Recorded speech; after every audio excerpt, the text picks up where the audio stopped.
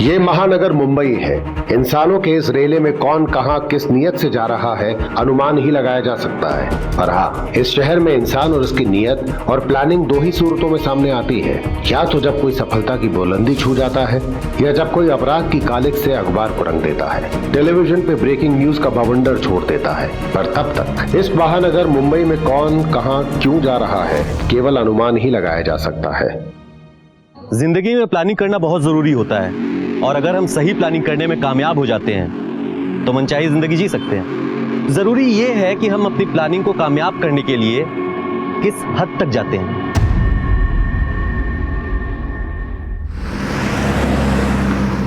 सुषमा, चलो खाना खा लो, फिर दवाइयाँ भी खानी है। लो। मुझे भूख नहीं है। अरे ऐसे कैसे, खाना तो पड़ेगा ही ना। दवाइयाँ भी खानी है, खा लो।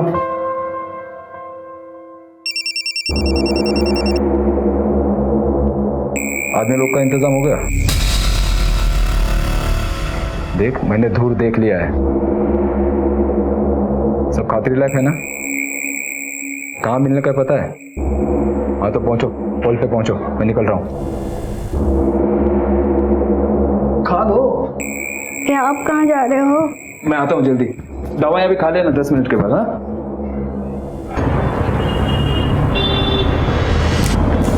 स्टेशन चलेगा? चलना यार। नहीं जाना भाई। अरे भाई, बिठाएगा नहीं तो कमाएगा कैसा?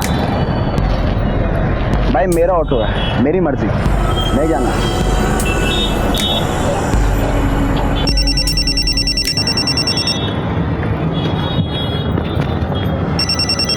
हाँ भाई बोलो, कहाँ पहुँचना है? मैं बाड़ा की चौल पहुँचता हूँ। ओके।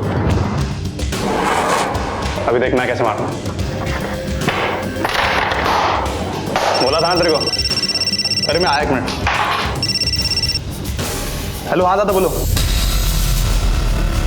अरे नहीं दादा, आपकी बार कोई गड़बड़ नहीं होगा। आई शपथ दादा। ओके ओके भाई, दादा का फोन आया, चल आते हैं हम लोग।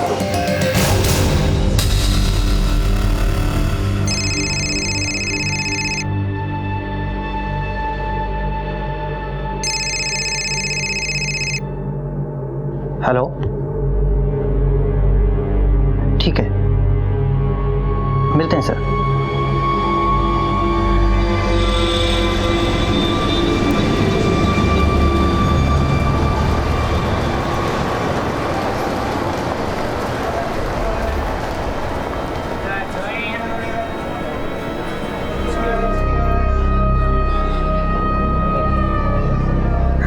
दादा, हाँ, ये आपके हाथ से ब्लड निकल रहा है।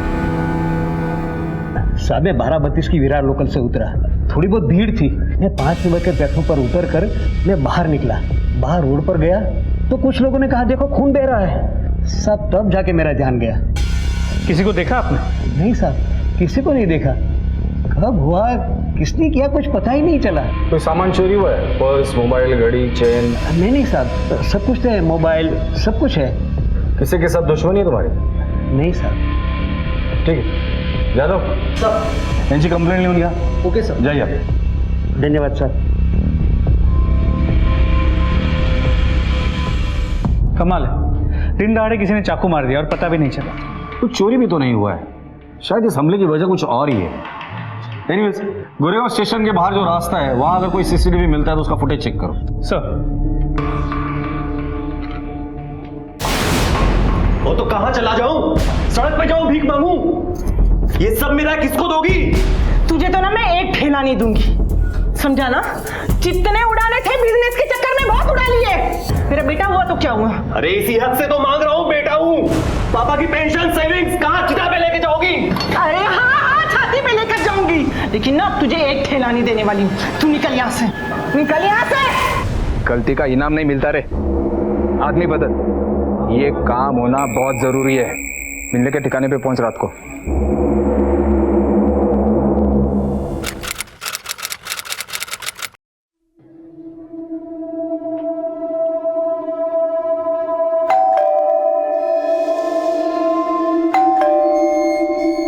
लगता है अम्मा जी सो रही हैं।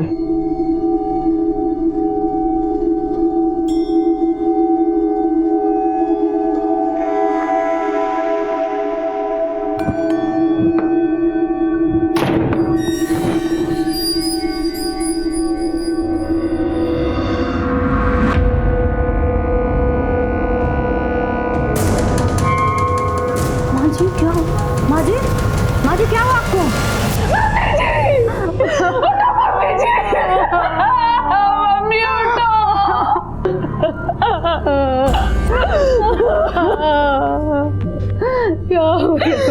क्या हुआ ये सब? आ गया तू। मम्मी चुप हो गई। पड़ गई तेरे कलेजे को टन। बहुत झगड़ा करता था ना तू मम्मी से। ले अब कर ले झगड़ा।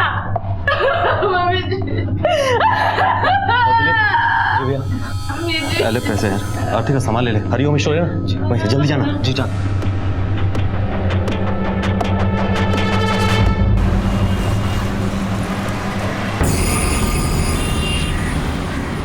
ओ दिलीप, कहाँ रह गया? अरे अर्थी का सामान लेने भेजा था ना तुझे, जल्दी आ। ओए, इतनी जल्दी क्यों मची तुझे? क्या बात कर रहे हो जिया जी? लाश यहाँ रख के कीर्तन करना है आपने? अरे थोड़ी सी तो शर्म कर ले। क्या बोल रहे तू? माँ थी हमारी। मालूम है किसकी माँ थी। शमशान का काम जल्दी निपटाओ जीजा जी, उसके बाद वकील को बुलाओ। वसीयत पे पता नहीं क्या लिख के गई हैं, बंटवारा भी तो करना है ना।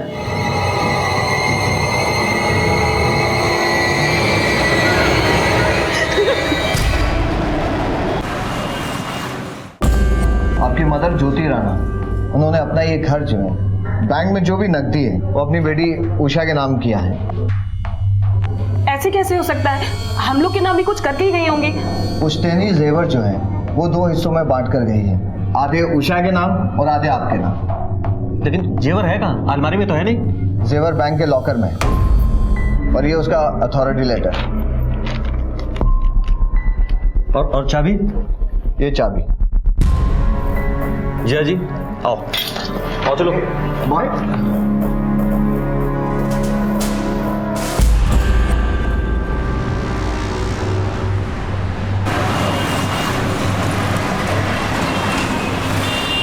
कुलबीर, मेरा एक जरूरी फोन आ गया ऑफिस से।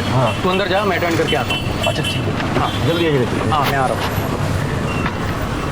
मैं कह रहा गाड़ी इधर ही लगा लीजिए।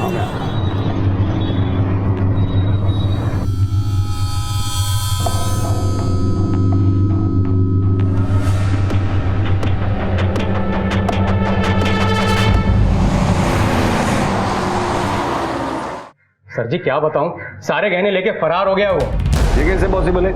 तुम तो कह रहे थे कि वो तुम्हारे साथ था। हाँ सर, साथ में ही था, पर लॉयर से मिलने के बाद हम दोनों साथ ही बैंक गए थे। वहां मैं गड्डी पार्क ही कर रहा था कि मेरा एक जरूरी फोन आ गया ऑफिस से। मैंने कुलबीर से कहा तू आगे बढ़, मैं आता हूँ। मैं बोल रहा हूँ सर जी कि वो आदमी एक नंबर का कमीना है। उसने कहीं गहने छुपा दिए और खुद कहीं निकल गया। पर ये सब कुछ उसने 10 मिनट में किया। सर जी वो आदमी कुछ भी कर सकता है, और मुझे तो लगता है कि माता जी को भी। ठीक है अनुज, इनसे कुलबीर राणा की डिटेल्स ले लो, फोटोग्राफ्स वगैरह जो कुछ मिले वो, और बैंक से सीसीटीवी फुटेज मंगा लेना। जी सर।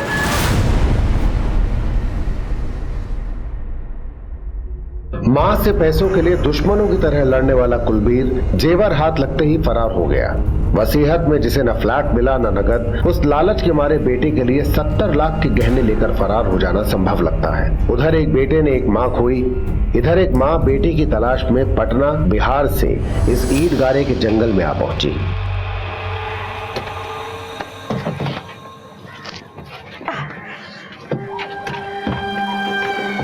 नहीं तो बहुत ही बदबू मार रहा है। ये कहाँ रह रहे हैं भैया?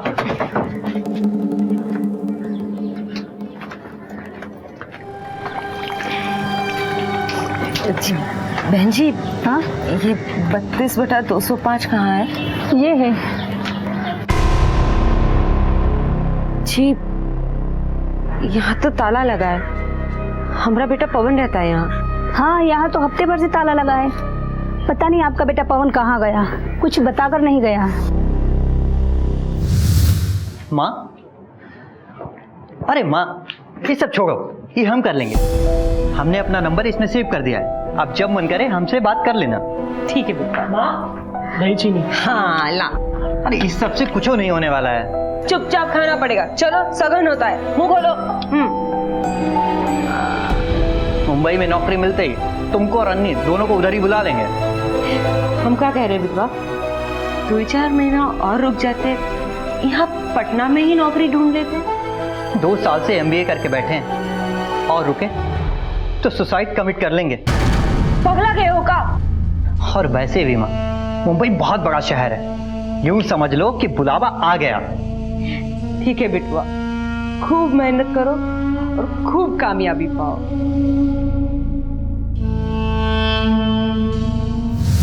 भारी चिंता में पड़ गए। जैसा सोच के आए थे वैसा कुछ नहीं हुआ अब तक। कुत्ता वाला जिंदगी है इधर। क्या हुआ? जहाँ रह रहे हैं समझ लो कबूतर खाना है। कैसे रह रहे हैं कि हम ही जानते हैं। एक दिन नरक हो गया है अम्मा। हम तो कहते हैं कि सब छोड़ छाड़ के वापस आ जाओ घर, जब भी तो यहाँ आए हैं। बहन जी मेरी मानो ना तो पुलिस में जल्दी रिपोर्ट करवा दो।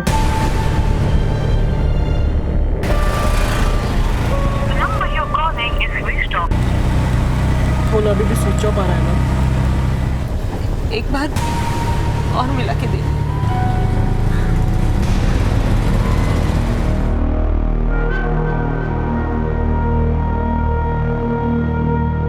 ये हमरे पवन की फोटो। तो आखिरी फोन 2 हफ्ते पहले आया था। जी सर। हाँ काम मिला है। अरे वाह बेटवा, ये तो बहुत ही बढ़िया बात है। रहने दो। क्या हुआ? मन तो करता है कि सब कुछ छोड़ छाड़ कर पटना लौट आए। अरे पर बात क्या है बेटवा? अम्मा फोन रखो, किसी का फोन आ रहा है, हम आपसे बाद में बात करते हैं। अरे पर बेटवा सुनो तो। कोई SMS या मैसेज? नहीं, पहले तो 1 हफ्ता फोन उठाया ही नहीं, पिछले 1 हफ्ते से फोन बंद आ रहा है। हाँ बस एक रोज मैसेज आया था उसका। क्या मैसेज? दे बेटा। मम्मी करता हूँ थोड़ी देर में। यू का मैसेज ना है। उसका नहीं है मतलब? मतलब वो मम्मी नहीं माँ बोलता था हमें, और जब मैसेज कर सकता है तो फोन काहे नहीं उठाया, और बाद में फोन किया भी तो नहीं उसने। प्रशांत सर, इस पवन के कॉल रिकॉर्ड निकलो।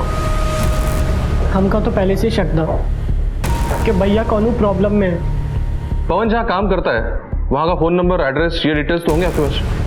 कभी बताया नहीं, बस इतना ही बताया रहा कि काम मिल गया है।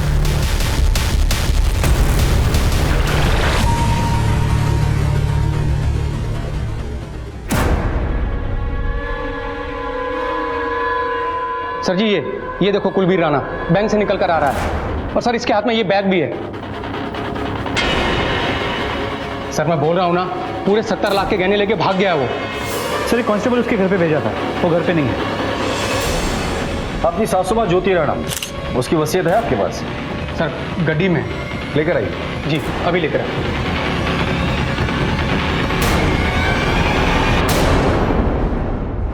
इसके हिसाब से तो ज्वेलरी में आधा हिस्सा कुलबीर का है, बाकी सारी प्रॉपर्टी अपनी बेटी मतलब आपके बीवी के नाम की है। जी हाँ सर, इसी की तो खुंदक निकाली है उसने। पूरे 70 लाख के गहने लेके फरार हो गया वो।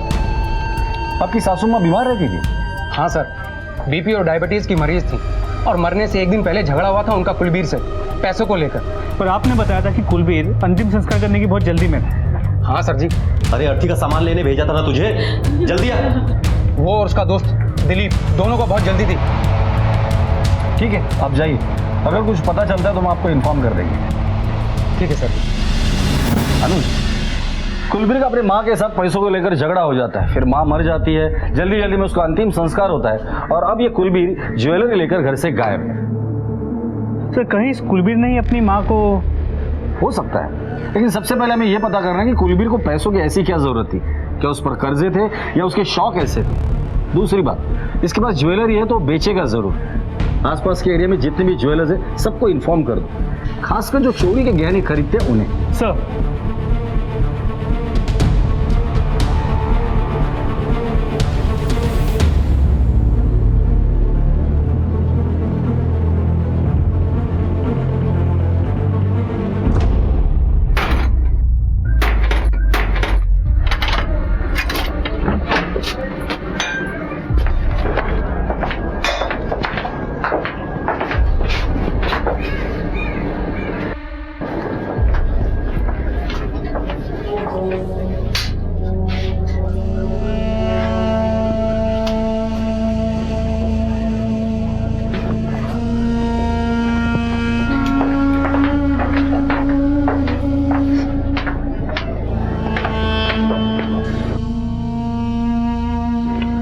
से इधर ये लड़का? 8 महीना हो गया, शायद बाहर गांव से आया था। अच्छा लड़का था, किसी से लेन देन कुछ नहीं, नौकरी नहीं था, फिर नौकरी लगा, पर हर रोज टाइम से जाना आना। कोई दोस्त यार? नहीं साहब, कोई दोस्त यार नहीं, यहाँ पर तो कोई आता जाता नहीं था। सर, पवन मिश्रा का कॉल रिकॉर्ड से। सर, इसमें एक नंबर है जिस पर पिछले 6 महीने से पवन ने कई बार फोन किया है। पता चला किसका? बबलू यादव का। एड्रेस बोरीवली ईस्ट का है।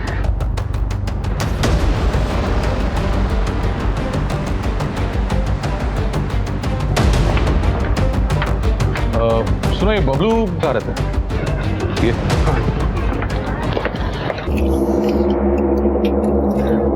बबलू?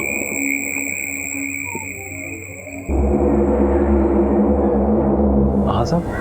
पवन का है? पवन भाई। पवन भाई को मैं ऑटो में लगा था 6 महीना पहले। अच्छा आदमी है, पर तभी टेंशन में था वो।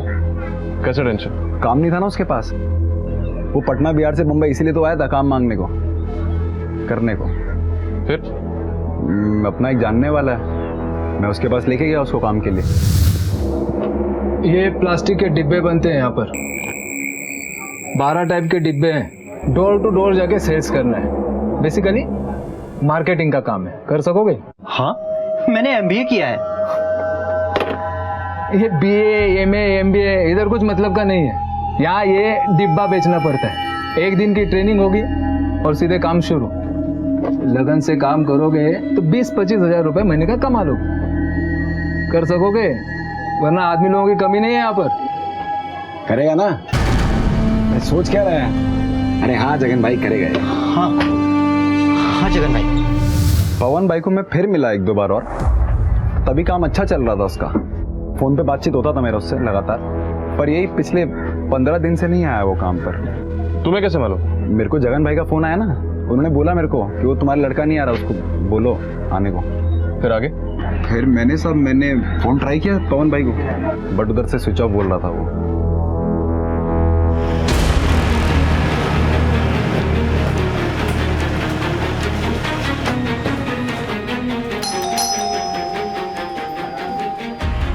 कुलबीर राणा जी, मैं उनकी वाइफ। कहाँ है वो? बुलाइए उन्हें। घर पर नहीं है वो। घर की तलाशी लो। अरे आप लोग अंदर कहाँ घुसे आ रहे हैं? अरे बात क्या है, आप कुछ बताएंगे? घर की तलाशी लो, देखो जेवर मिलता है क्या। अरे कहाँ अंदर चले जा रहे हैं? अरे छोड़िए ना, क्या हो क्या रहा है? आपका पति आपके सास के जेवर लेके बैंक से भाग गया है। सर, ये दुकान के पेपर्स मिले।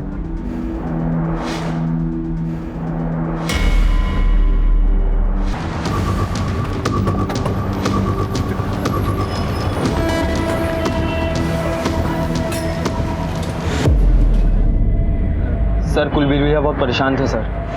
ये दुकान का सारा पैसा बैलेंस है ना। कितना? तकरीबन 20 लाख सर। आखिरी बार कब बात हुई थी उससे? सर, वो उनकी मम्मी के अंतिम संस्कार के लिए गए थे ना, तभी। फिर उन्होंने कहा मुझे जाना है, वकील से मिलना है, और वो उनके जीजाजी वो भी साथ गए थे। लास्ट वही बात हुई थी। फिर मैंने उनका फ़ोन ट्राई किया कई बार, लेकिन सर फ़ोन बंद आया। हमने सुना है कि उनकी माँ के अंतिम संस्कार के दिन तुम बहुत जल्दी में थे। नहीं सर, ऐसी कोई बात नहीं है। जैसा जैसा उन्होंने कहा मैंने वैसा ही किया। कोई घाई नहीं थी सर। लेकिन पैसों की घाई थी। सर, वो क्या है ना कि दुकान का मालिक हफ्ते में 3 बार आके गया और वार्निंग दिया, फ्राइडे तक पैसा चुकता नहीं किया तो खाली करवा देगा। ठीक है, कुलबीर अगर तुम्हें कांटेक्ट करता तो सबसे पहले तुम हमें कांटेक्ट करोगे, समझे? जी सर। अनुज, 20 लाख का कर्जा था, 70 लाख के गहने लेकर क्यों भाग गया? 35 लाख तो उसके हिस्से से ऐसे ही मिलने वाले थे उसे। सर, माँ का घर जायदाद बाकी सब तो बहन के नाम हो गया था। सोचा होगा कि जो जेवर मिले वो क्यों लौटा दे। लेकिन गहने लेकर फरार होने से कुलबीर का काम नहीं होने वाला है। क्या बात कुछ और है जो हमसे छूट रही है।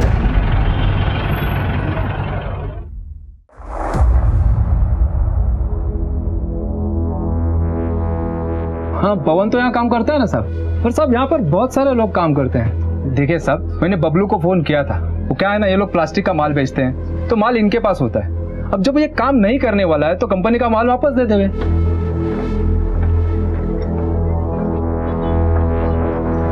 सुनो। जी साहब। तुम इसी फैक्ट्री में काम करते हो? जी साहब, यही काम करता हूँ। पवन को जानते हो? जी साहब जानता हूँ। किधर है वो?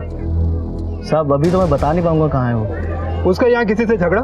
ऐसा तो मुझे कुछ मालूम नहीं साहब। वो क्या है, वो डेली बेसिस पे काम करता है और मैं भी डेली बेसिस पे ही काम करता हूँ। वैसे मैं प्राइवेट फैक्ट्री में परमानेंट जॉब करता हूँ साहब। वो क्या है, मेरी पत्नी बीमार है, इसके लिए मैं ओवर टाइम के लिए आ जाता हूँ। ठीक है, तुम जा सकते हो। सर मनोज, यहाँ के लोगों के हाव भाव से तो पता चलता है कि पवन से उनका कोई लेना देना नहीं, लेकिन कॉल रिकॉर्ड बता रहा है कि पवन इन लोगों के टच में है।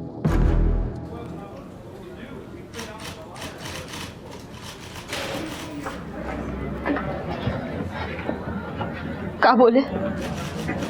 कुछ पता चला? नहीं, उन्होंने कहा जैसे कुछ पता चलेगा तो वो हमें फोन करेंगे। माँ, तुमने सुबह से कुछ नहीं खाया, कुछ खा लो। खा लो? पीने वाला गले से नीचे नहीं उतरेगा। पता नहीं मेरा बच्चा किस हाल में है।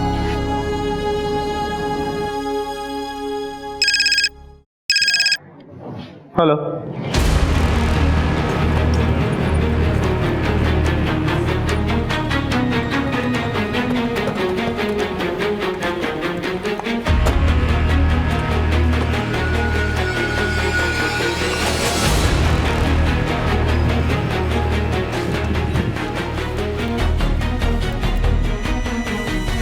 कब से पड़ा ये यहाँ?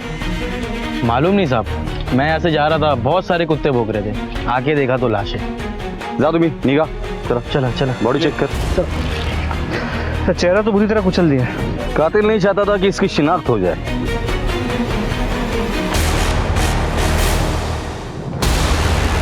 सर ये मिला। किसी चीज की रसीद लगती है, इसमें नाम और एड्रेस भी है। इसे लैब भेज दो। Okay sir. और कुछ मिला? नहीं सर, और कुछ नहीं। ठीक है, एम्बुलेंस को फोन कर। Okay sir.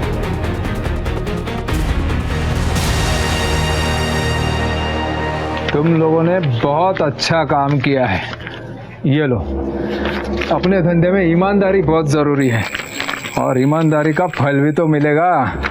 जितना ज़्यादा काम, जितनी ज़्यादा ईमानदारी, उतना ज़्यादा पैसा। शुक्रिया जग्गू दादा।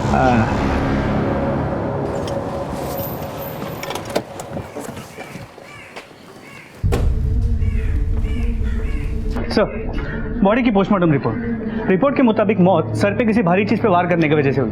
हो सकता है कोई पत्थर हो, तो फिर उसी चीज से उसका चेहरा भी बिगाड़ा गया। और क्या लिखा है इसमें? सर, बॉडी पे जो स्लिप मिली थी उसकी लैब रिपोर्ट है।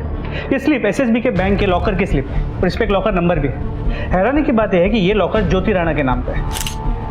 इसका मतलब वो डेड बॉडी कुलबीर राणा की है, जो ज्वेलरी लेकर फरार होने के बाद शायद किसी ने उसको मारा है। उसकी फैमिली को शिनाख्त के लिए बुला लो। सर,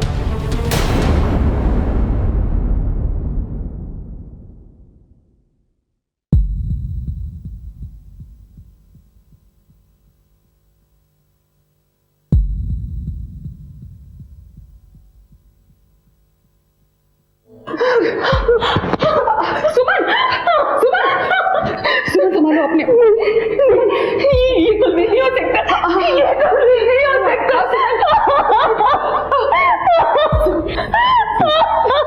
सुमन उठो, सुमन चलो चलो यहाँ से।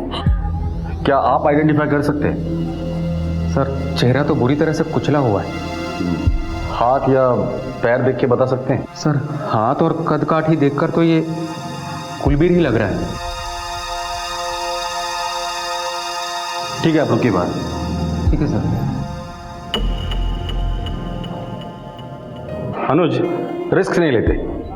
इस बॉडी का डीएनए इसकी बहन उषा के साथ मैच करवाते हैं और इसकी फोटो हर पुलिस स्टेशन में सर्कुलेट करो और बॉडी को यही रहने दो। सर, लाश के मिलने के बाद कई सवाल खड़े हो गए थे। क्या यह कुलबीर था? अगर था तो कुलबीर को किसने मारा, क्यों मारा, शक्ल क्यों बिगाड़ दी? इस हैवानियत के पीछे किसी का क्या मकसद हो सकता है? पुलिस के लिए अब चुनौतियां बढ़ने लगी थीं। साहब मैंने नहीं चुराया। क्या हुआ? साहब मेरा नाम सुधाकर है और गणेश मंदिर के पास मेरे कपड़े का होलसेल व्यापार है। ये श्याम है, मेरे पास काम करता है। मैंने किसी पार्टी को देने के लिए इसे 20 लाख रुपए दिए थे और अब खाली हाथ वापस आकर कहता है कि इसे लूट लिए। सब ये झूठ बोल रहा है। शांत हो जाओ। क्या हुआ रे? साहब मैंने कुछ नहीं चुराया साहब, मैं सच बोल रहा हूँ। इतनी भीड़ थी साहब, पहले पीछे से धक्का लगा, फिर आगे से धक्का लगा, कोई पीछे लेके गया, फिर कोई आगे लेके गया साहब। मेरे हाथ में बैग था साहब, पता नहीं बैग भी कहाँ चला गया। मुझे कुछ नहीं पता साहब। साहब ये झूठ बोला था हम लोग है ना, कहाँ हुआ ये सब?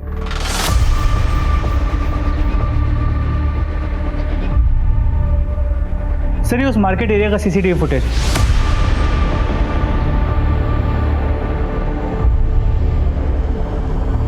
सब वो देखिए मैं।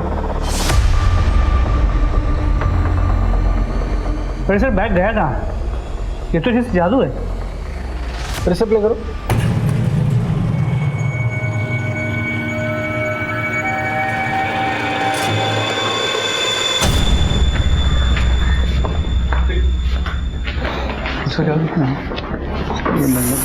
साहब हमारा बिटवा पवन को पता चला? तुलसी जी अभी तक तो पवन का कुछ पता नहीं चला।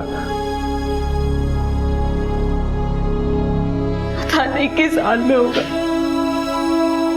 कितने दिन हो गए, कुछ खबर नहीं है वो कहाँ है, कैसा।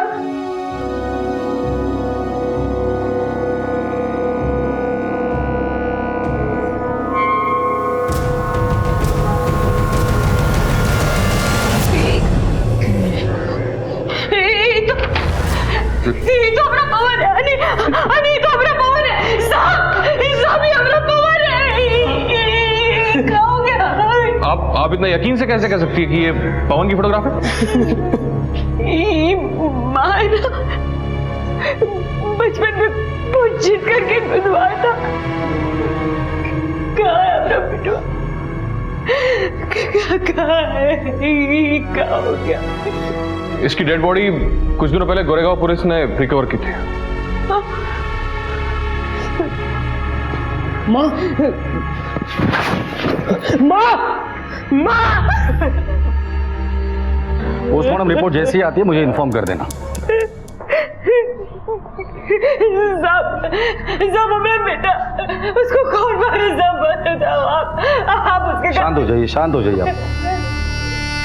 लीजिए।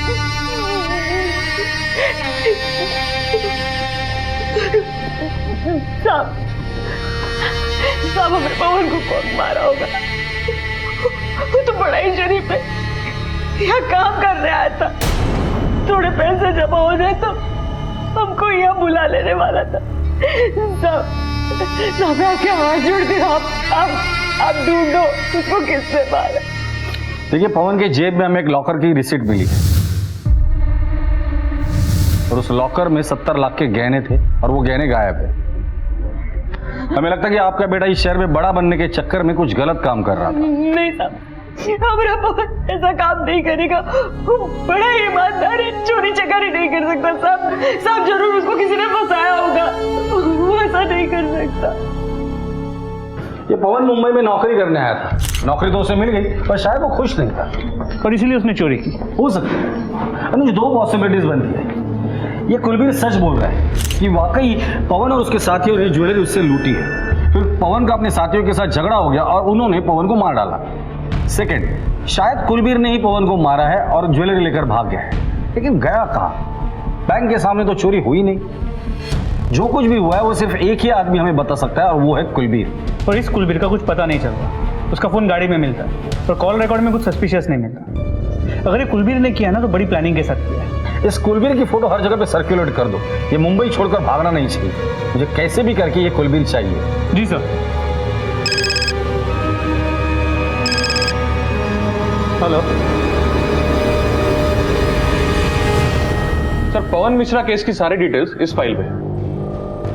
हम लोग कुलबीर राणा की मिसिंग कंप्लेंट को इन्वेस्टिगेट कर रहे हैं और ये कुलबीर राणा के मां के बैंक लॉकर की रिसीट पवन मिश्रा के जेब में मिलना हमारे लिए बहुत बड़ा ब्रेक थ्रू है।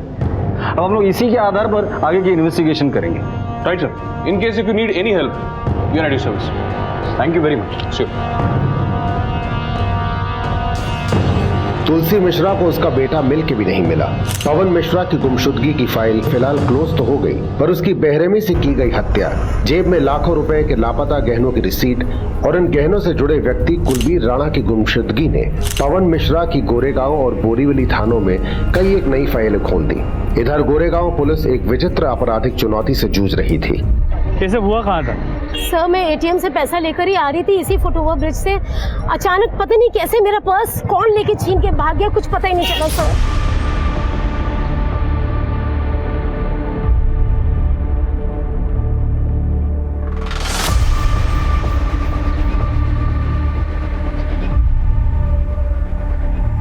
सर इस फुटेज में भी कुछ नहीं है। क्या हुआ सर, क्या सोच रहे हैं? अनुज तुम्हें याद एक क्रिमिनल था, नजीर मामू साहब।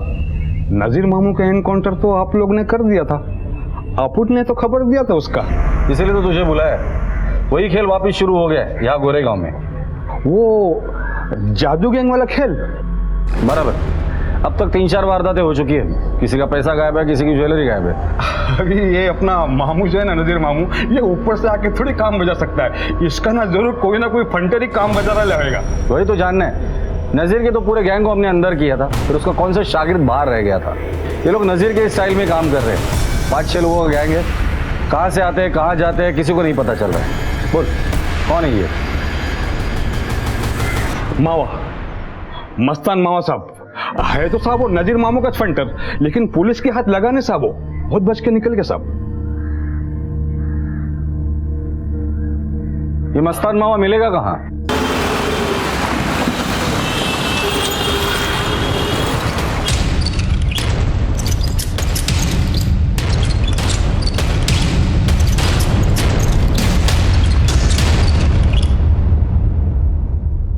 अरे साहब अभी क्या लेने का इधर? तेरे को लेने आया हूं। चलेगा? ले चलो ना साहब, ले चलो मेरे को। पैरों से पैरालाइज हो गया हूँ, इलाज के लिए पैसा भी नहीं मेरे पास। इलाज के लिए तेरे पास पैसे नहीं है और ये इतना सब कुछ ऐसे ही बन गया? साहब ये सब तो दिखावा है, अंदर से एकदम खोखला हूँ। कब से तेरी हालत? 3 साल हो गए साहब, दवाई ज्यादा, खाना कम खाता, बेकार हो गया हूँ साहब। ठीक है, इसकी फिजिकल हालत देखकर लगता नहीं कि ये इन्वॉल्व होगा, लेकिन क्राइम करने का तरीका वैसा ही है। जी सर, इसकी मोडस ऑपरेंडी बिल्कुल सेम है, लेकिन ये लोग है कौन? हम लोगों ने सारे सीसीटीवी फुटेज चेक किए। अनुज एक काम करते हैं, एक बार ये सारे सीसीटीवी फुटेज एक साथ चला कर देखते हैं, कोई ना कोई चीज तो कॉमन जरूर निकलेगी। प्ले करो। स्टॉप। वो ऑन करो। स्टॉप। ये प्ले करो। स्टॉप। अनुज ये और ये तीनों फुटेज में कंधे पर बैग है सेम, लेकिन इनके चेहरे तो कहीं भी नजर नहीं आ रहे, क्योंकि इन्हें पता है कि ये सीसीटीवी के सामने, इसलिए जानबूझकर चेहरा छुपा है।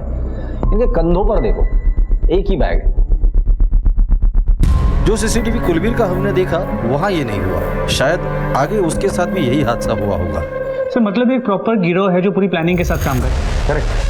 लेकिन सर वो कुलदीप वाली इंसिडेंट से जुड़ा आदमी पवन मिश्रा, जिसके जेब में वो लॉकर की रिसीट मिली थी, हो सकता है वो भी इसी गैंग का मेंबर हो, लेकिन अब वो तो मर चुका।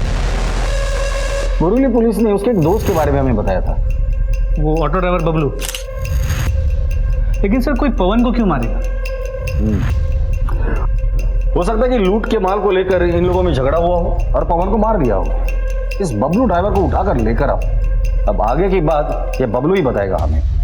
सर साहब मैं नहीं जानता पवन भाई को, साहब मैं नहीं जानता। बेरोजगार था, मैंने काम दिला दिया उसको, 1-2 बार फोन पे बात कर लिया उससे, बस वो अच्छा आदमी था, उतना ही साहब, बस उतना ही। अपन ऑटो वाला आदमी है साहब, कहाँ। दिन भर ऑटो चला चला के थकता होगा ना तू? हाँ सर मैं थक जाता है। थोड़ा आराम कर ले तू। अनुज, इसका क्या करना है ना तो मुझे बाद में बताता हूँ। साहब मेरी बात सुनो साहब, मैं बोल रहा हूँ साहब, आप सुनो तो सही साहब, मेरा लेन देना नहीं है आप साहब।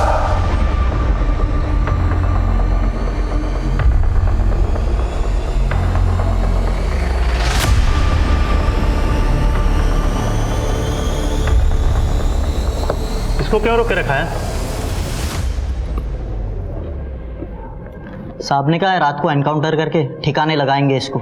यहाँ पर रहेगा तो मुफ्त की रोटी तोड़ेगा सरकार की। साहब साहब साहब साहब, मैं बोलने के लिए राजी हूँ साहब, मैं सब बोल रहा हूँ, मेरे को याद आ गया। आप साहब को बोल दो जाकर। अरे साहब मेरे से गलती हो गई साहब, बोल दो ना साहब। चल बोल।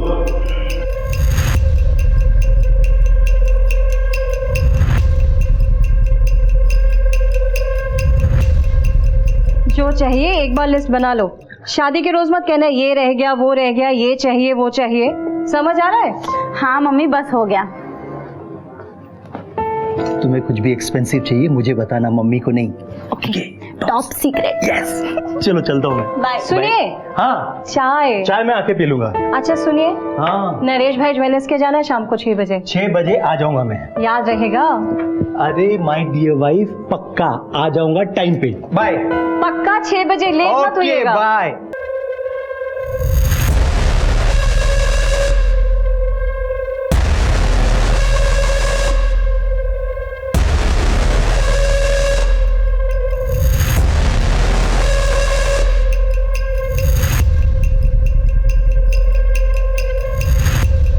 हमसे गद्दारी करेगा, देख तेरी हालत क्या करता हूँ। साहब मैं सच बोल रहा हूँ साहब, मैं झूठ नहीं बोल रहा। 6 बजे की खबर मिली थी, चाचा ने रवाना भी कर दिया था। अपनी क्या गलती, धूरा वहां पर। कितनी बार बोला था आपको कि 6 बजे तक आ जाइएगा? 5 बजे से मैं और मेरी बेटी तैयार होकर बैठे हैं। अरे यार एक मीटिंग आ गई। तुम्हारी मीटिंग ही इम्पोर्टेंट है। कल चलेंगे पक्का। मेरा मतलब सर पार्टी पहुंची नहीं तो मैं क्या कर सकता हूँ साहब? अब बोलो ना, मेरा फोन बज रहा है साहब। हाँ मेरा फोन बज रहा है। फोन बज रहा है, उठा उठा।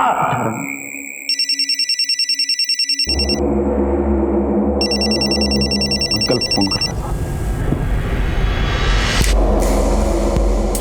हाँ जी अंकल। सुन, कल शाम को धूर लेट हो गया था, अब तू जल्दी निकल और पोल पे पहुंच। धूर पहुंच रहा है, बाकी के लोग भी पहुंचते होंगे, जल्दी निकल। हाँ जी अंकल।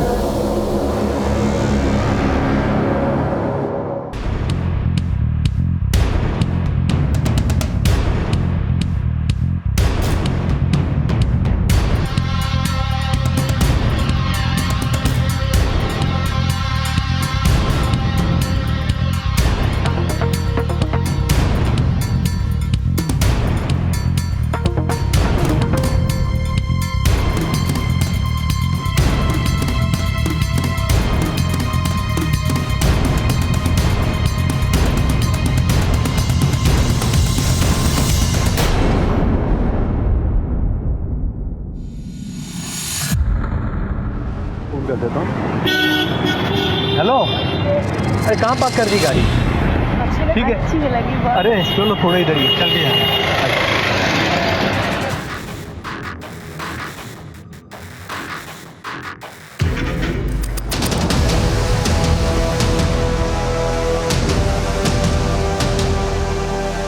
अरे क्या हुआ? मेरे बैग कौन लेके गया? अरे तो पिछले 8 महीने से जादू का खेल दिखा रहे थे। बॉस कौन है तुम्हारा? सर वो तो चेंबूर वाले ऑफिस में नहीं। वहाँ ताला लगा हुआ है।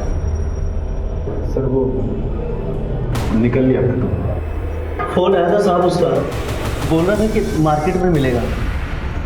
सर ये सभी चोरियां कबूल है इन लोगों ने। इसमें कुलवीर, श्यामलाल और मलाड की मिसेज नारंग का भी केस। इसके अलावा और 6 केसेस हैं। 3 सेंटा क्रूज, 1 विलेपार्ले, 1 घाटकोपर। और वो गणेश मंदिर वाला व्यापारी जिसके वर्कर के हाथ से वो 20 लाख रुपए से भरा बैग भी छीना गया था।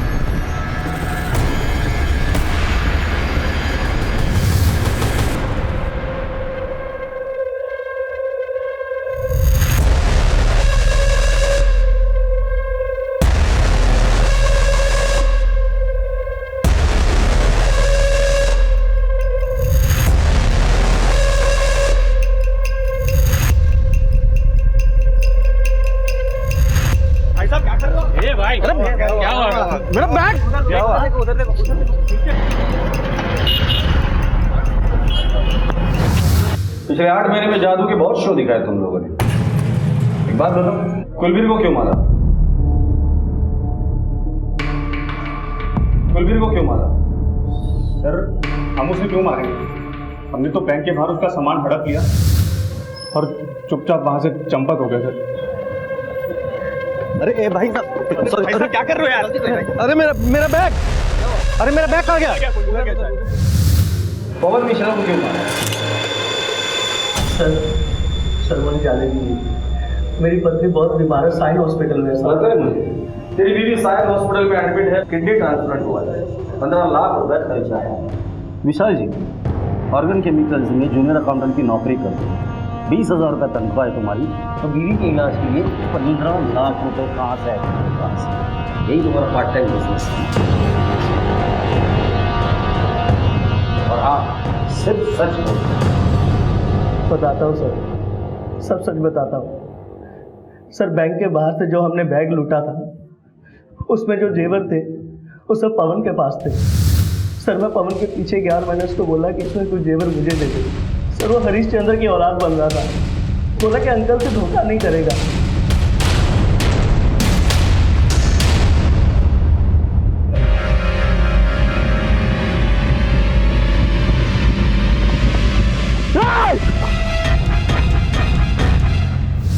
जिससे तुम्हें ये जादू का खेल सिखाया था, गुरु को नहीं।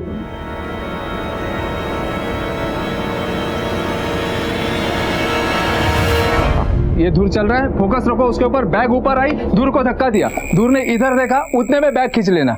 जैसे ही बैग खींची जाएगी, धूर उधर देखेगा किसने खींचा, ये बैग उसके बीच में रहेगी, उसको कुछ नहीं दिखाई देगा। बैग ऊपर, चलो बैग ऊपर, बैग ऊपर। ये धक्का दिया,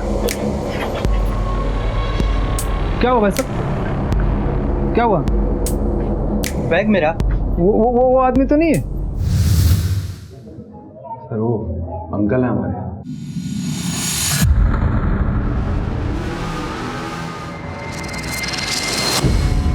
मैं चाहता हूँ, पुलिस मेरे पीछे पड़ी है। जिधर भी जाओगे मास्टर को भूलना नहीं, पेमेंट टाइम पे आना चाहिए, क्योंकि ये जादू का खेल मैंने सिखाया तुमको। चलता हूँ।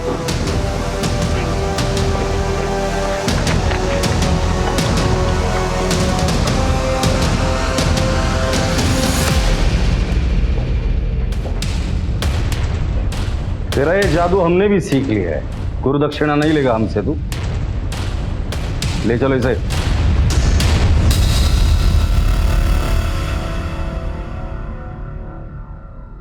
ये चोरी का केस तो सॉल्व हो गया, लेकिन कुलबीर की मौत अब भी पहले बनी हुई है। नहीं अनुज, ये पहले भी सुलझ जाएगी। ओके। अब तक कुलबीर के बारे में हमें सिर्फ एक आदमी इंफॉर्मेशन दे रहा है। कुलबीर का फोन हमें गाड़ी में मिलता है, और ये पवन मिश्रा जिसकी लाश की शिनाख्त होना नामुमकिन था, उसे ये आदमी कुलबीर साबित करने पर तुला हुआ है। बता कुलबीर कहाँ है? तूने ही उसे कहीं छुपा कर रखा होगा, बता। सर जी, आप क्या कह रहे हैं? सच बता, कुलबीर को क्यों मारा तूने? सर आप क्या कह रहे हैं, मुझे कुछ समझ में नहीं आ रहा है। तू ऐसे नहीं मुंह खोलेगा। अनुज, जादव, शुरू हो जाओ। सर बता रहा हूँ सर, मैं वो जब बैंक के बाहर खड़ा था तो कुलबीर ने आकर मुझे चोरी की बात बताई। अरे मैं लुट गया, किसी ने बैग छीन लिया मेरे हाथ से। सर मुझे कुलबीर की नीयत में खोट नजर आ गया था। मैं उसे अपने घर ले गया, वहाँ उस पर दबाव बनाया, पर वो चोरी की बात पर डटा रहा। दीदी समझाओ ना जीजा जी को। अरे मेरे पास नहीं है कोई बैग। साले साफ साफ क्यों नहीं कहता कि तेरी नीयत खराब हो गई है? अम्मा जी ने घर हमारे नाम कर दिया, तो सारा माल तू अकेले हड़पना चाहता है। चल बता, कहाँ छुपा के रखे जेवर? निकाल, नहीं तो मैं तेरे पास नहीं है।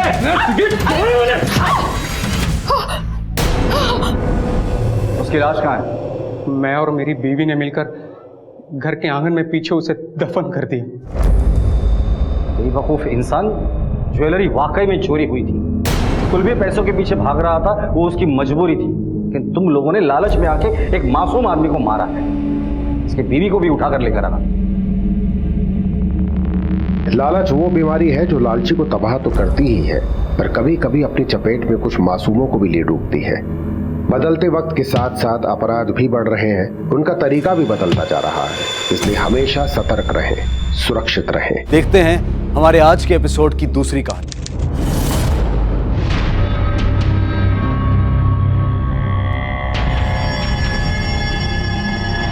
ये लीजिए सर।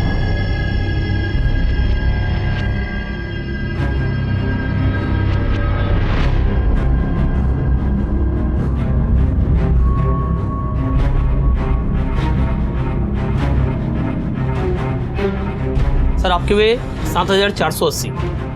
सर इस बार दिवाली की ये हमारी दुकान की सबसे बड़ी खरीदारी है, और इस बार इतने पटाखे पूरे मोहल्ले को बहरा करने का प्लान है क्या? है?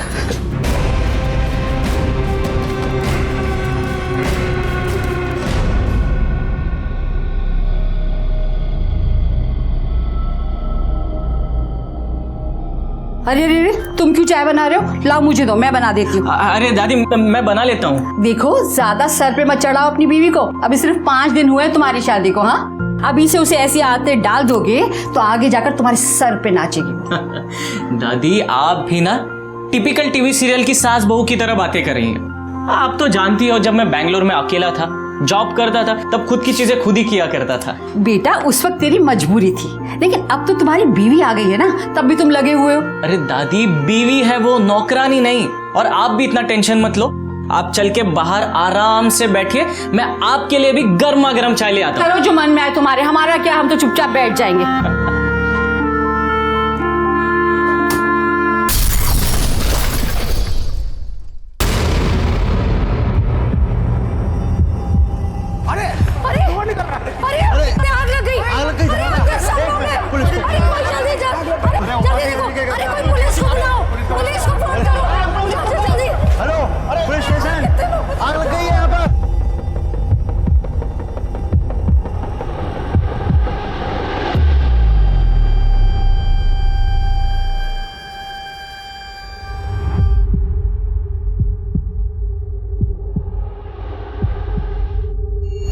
The government has decided कि इस बार 12th स्टैंडर्ड के लिए पूरा सिलेबस आएगा, so you have to prepare the children for that.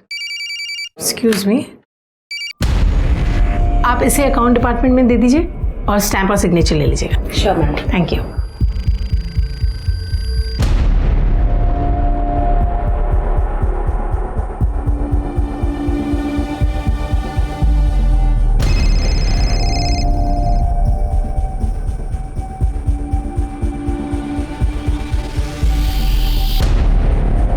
जल्दी आओ जल्दी।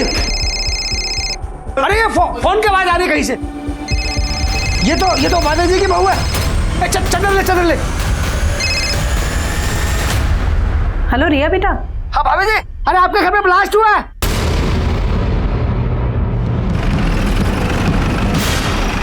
आइए साहब। चलिए इंस्पेक्टर साहब। क्या हुआ? वो तो पता नहीं साहब, बड़ी जोर का धमाका हुआ था, किचन का विंडो से उड़ गया। हम लोग यहाँ आए तो देखा किचन में से धुआं निकल रहा है, तो लगा शायद सिलेंडर फट गया है। और अंदर जाके देखा तो सिलेंडर तो ठीक ठाक है। कौन कौन घायल हुआ? उपाध्याय जी की माँ और उनके बेटा और बहुत बुरी तरह घायल हुए हैं। कहाँ है वो लोग? उपाध्याय जी से बात हुई है, वो लोग सीधा हॉस्पिटल पहुँच गए। इसमें धमाका हुआ?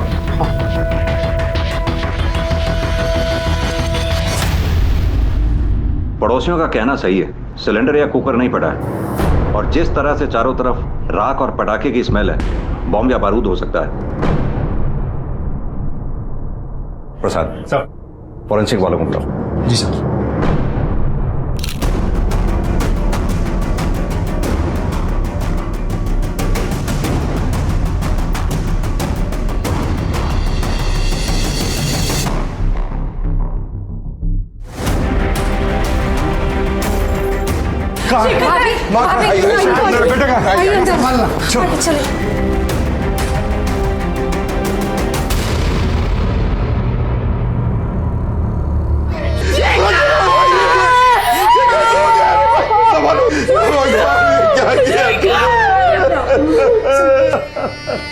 उड़ीसा के भुवनेश्वर शहर में रहने वाले उपाध्याय परिवार पर जैसे कहर टूट पड़ा था। उनकी बूढ़ी माँ और उनका बेटा शेखर अब इस दुनिया में नहीं रहे थे।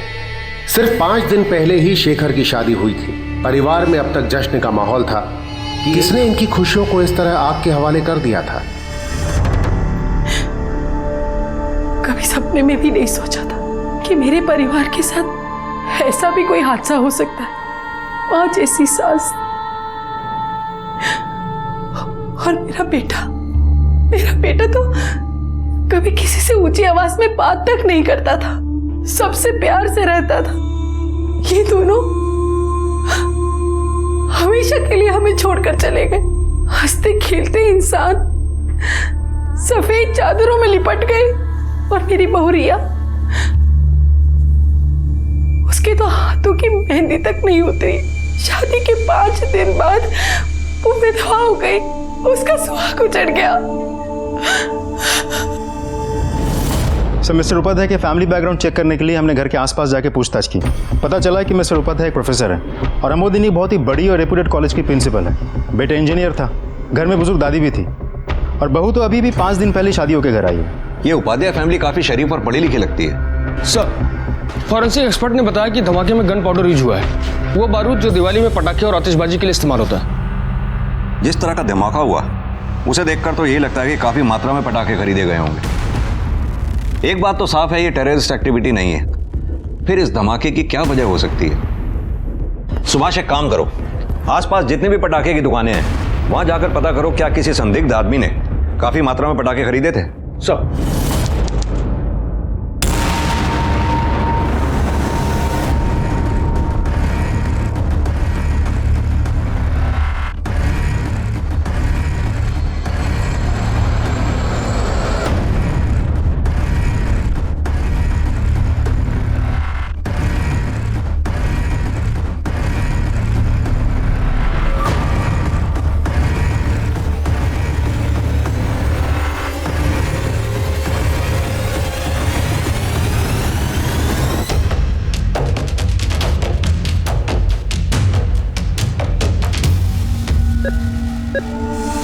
इंस्पेक्टर, रिया को रिकवर होने में थोड़ा टाइम लगेगा। She is very weak, you know. थोड़ा टाइम दीजिए प्लीज। डॉक्टर, रिया जैसे ही बयान देने की कंडीशन में आ जाए प्लीज हमें इन्फॉर्म कीजिएगा, क्योंकि कल्प्रिट का जल्द से जल्द पकड़ा जाना बहुत जरूरी है। Okay, sure. Thank you.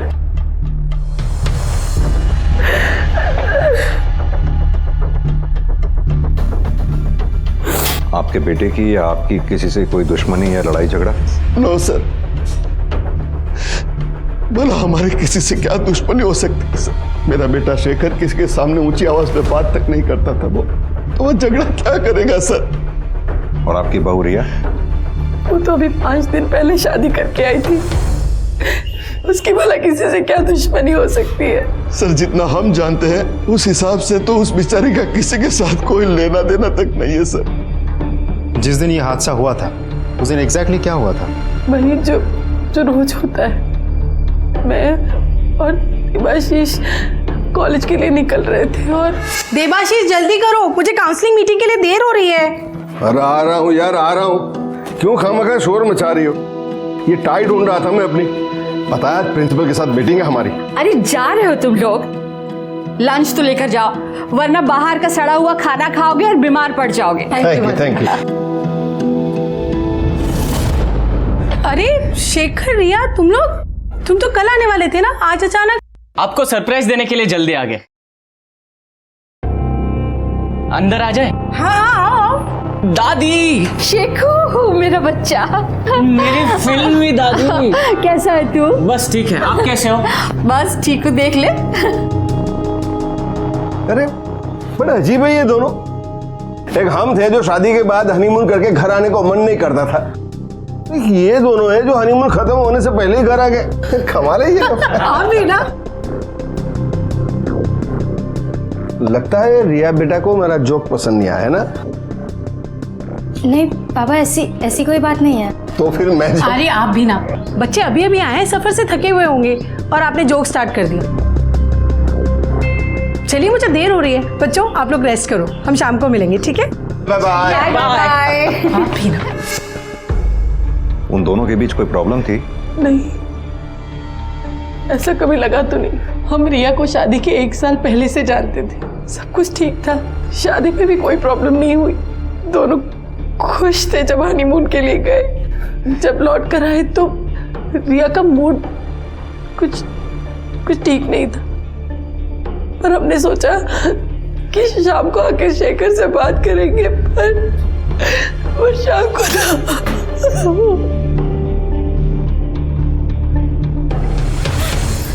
मेरी बेटी रिया, ये सब क्या हो गया बहन जी? नहीं पता कैसे हुआ, क्यों? शेखर और रिया कैसे हैं? और माँ जी? शेखर और माँ जी अब इस दुनिया में नहीं रहे। और रिया? रिया इस वक्त आईसीयू में है।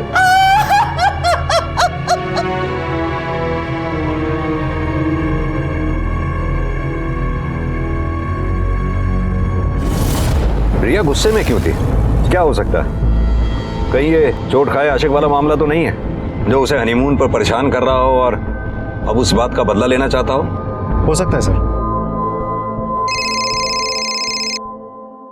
सर सुभाष बोल रहा हूँ। सर फॉरेंसिक रिपोर्ट के मुताबिक बॉम्ब एक कार्डबोर्ड बॉक्स में प्लेस किया गया था और उस बॉक्स के टुकड़े पर एक कुरियर कंपनी का लेबल लगा है सर जिसने भी ये कुरियर भेजा है इस टुकड़े पर उसका नाम नहीं लिखा है। कुरियर कंपनी कौन सी है और कहाँ से आया था? सर भिलाई से आया है, जिफी कुरियर। पता करो इस कंपनी का लोकल ऑफिस कहाँ है और अपनी एक टीम भिलाई भेजो, शायद वहीं से कातिल का पता चले। सब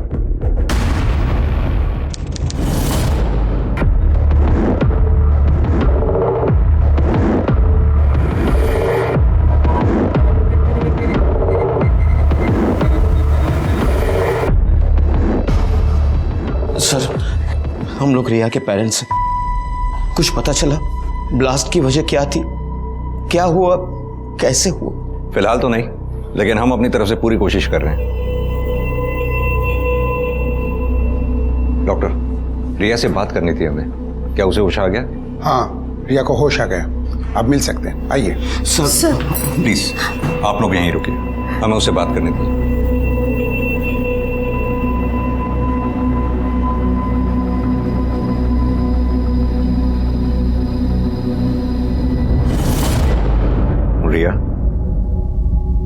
रिया, हम जानते हैं इस वक्त तुम्हारे लिए बात करना बहुत मुश्किल है, लेकिन बात करना बहुत जरूरी है। क्या तुम बता सकती हो उस दिन क्या हुआ था? हम वापस आए, मम्मी पापा कॉलेज गए, शेखर किचन में चाय बनाते हैं और मैं बेडरूम में अनपैक करने।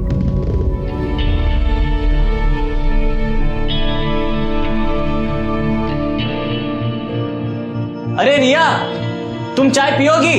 मुझे नहीं चाहिए। अरे मैं बहुत बढ़िया चाय बनाता हूँ। मैंने कहा ना मुझे नहीं चाहिए। अरे शेखू देख, जब तू हनीमून पर गया था ना तेरे लिए गिफ्ट आया था। गिफ्ट मेरे लिए? अरे रिया, हमारी शादी का एक और गिफ्ट आया है, जरा बाहर आओ। किसने भेजा है? अरे भाई आजकल तो अच्छा है, शादी में ना जा पाओ गिफ्ट भेज दो। हमारे जमाने में ये सब नहीं चलता था। दादी, आपके जमाने में गिफ्ट कहाँ हुआ करते थे, बस लिफाफे होते थे। ज्यादा बातें मत बना, खोल खोल देख इसमें क्या है, देख। अरे खोल ना ये।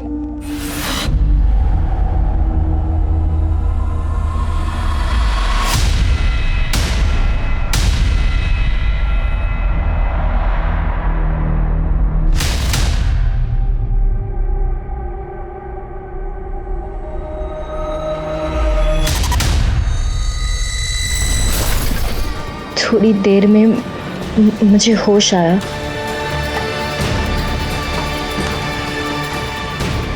और मैं किसी तरह बेडरूम में गई।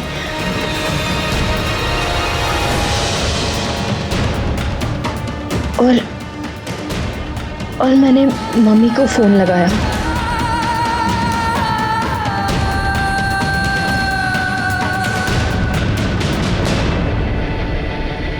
रिया, तुम शेखर से किस बात पे नाराज थी? नाराज? नहीं।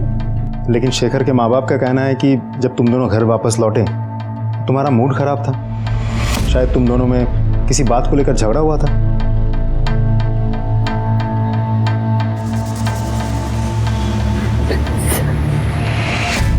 इंस्पेक्टर प्लीज बाद में बात कीजिए। मैं ठीक हूँ।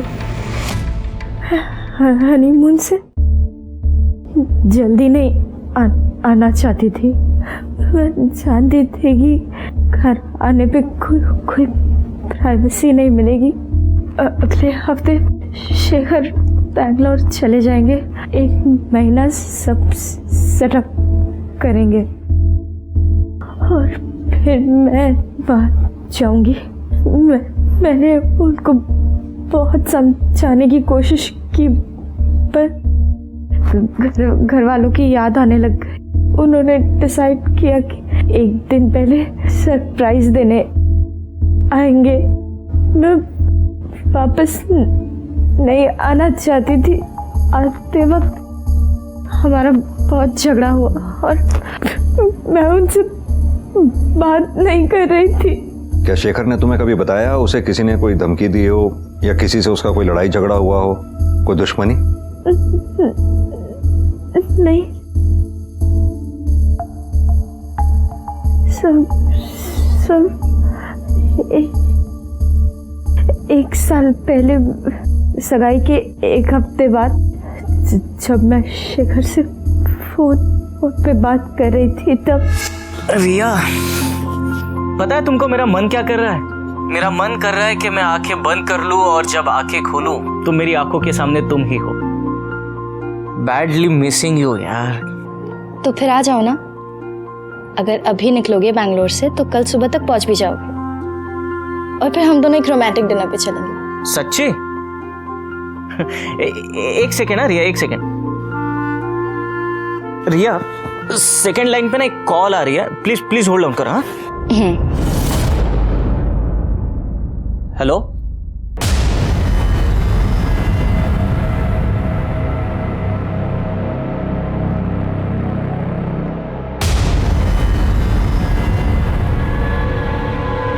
हेलो रिया।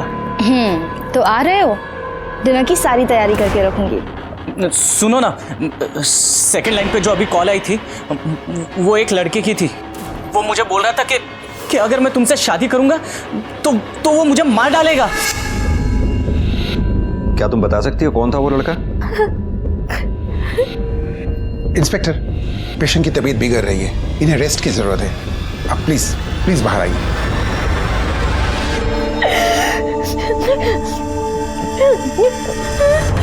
शेखर को किसी लड़के ने जान से मारने की धमकी दी थी। क्या वो रिया का एक्स बॉयफ्रेंड था? मेरी बेटी ऐसे नहीं। आप मेरी बेटी के बारे में इस तरह की बात कैसे कर सकते? पापा, पक्का वो आनंद ही होगा। पक्का वो आनंद ही होगा। वो रिया के पीछे पागल था। वो पागल था, पर मेरी बेटी का उससे कोई लेना देना नहीं था। वो आप प्लीज 2 मिनट चुप रहिए। बताओ क्या कहना चाहते हो? सर, 1 साल पहले की बात है।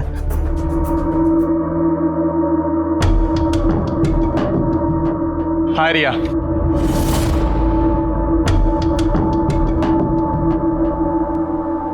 हाय।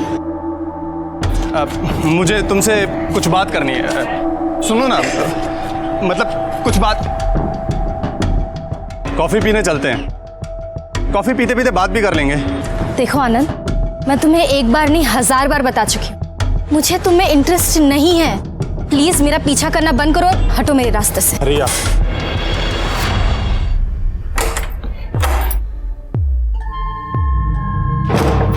रिया बेटा, क्या बात है? इतनी गुस्से में क्यों है? उस बेवकूफ आनंद की वजह से। आज फिर से उसने मुझे रास्ते में रोका, फिर कॉफी पीने की बात कर रहा था। परेशान कर रखा है उस लड़के ने।